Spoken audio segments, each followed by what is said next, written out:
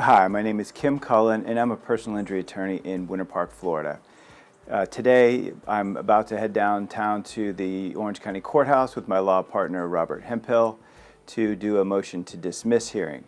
I thought today might be a great idea to explain what a motion to dismiss is and why it might be relevant in a personal injury case. So a motion to dismiss is usually sort of a preliminary motion. It's usually filed very early in a lawsuit, and it's a chance for the defendant in a lawsuit to test whether the plaintiff filed a legitimate or accurate or legally sufficient complaint.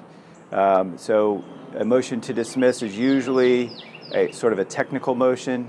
The defense is usually criticizing something about the way that the complaint was filed. Maybe they say that the details of the complaint aren't sufficient, or maybe they say that, on the face of the complaint that the statute of limitations has run. It's usually some issue like that.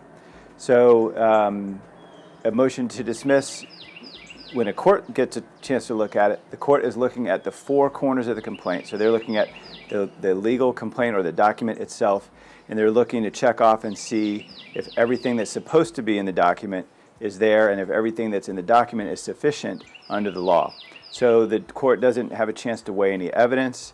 The court doesn't look at anything outside of just the complaint itself, and then the court has to make a decision about whether the complaint or the petition is sufficient to go forward with the case. Many times when a motion to dismiss is heard by a court, and if the court decides that there's something wrong with the complaint or it's not sufficient in some way, the court will almost always allow the plaintiff a chance to amend the complaint or change it in some way to make it sufficient. And typically, in most cases, that can happen up to 2 or 3 times before the court might finally decide, well, there's no way that these lawyers can draft something that's going to meet all the legal requirements. And so at that point, the court might dismiss a case with prejudice, which means that the plaintiff can't come back and file another lawsuit. So a motion to dismiss it can be a serious obstacle in a case. It can end up with a case being dismissed from court completely, but usually it's a very preliminary motion, something that if there's something wrong in the complaint or in the petition, the plaintiffs can fix and then move on with the case. So that's what a motion to dismiss is.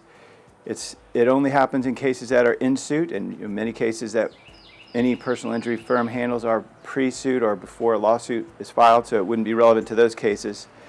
But if you have any questions about the litigated personal injury case or a motion to dismiss or how it works, please call me or my law partner Robert Hemphill at 407-254-4901 or visit our website at cullen-hemphill.com.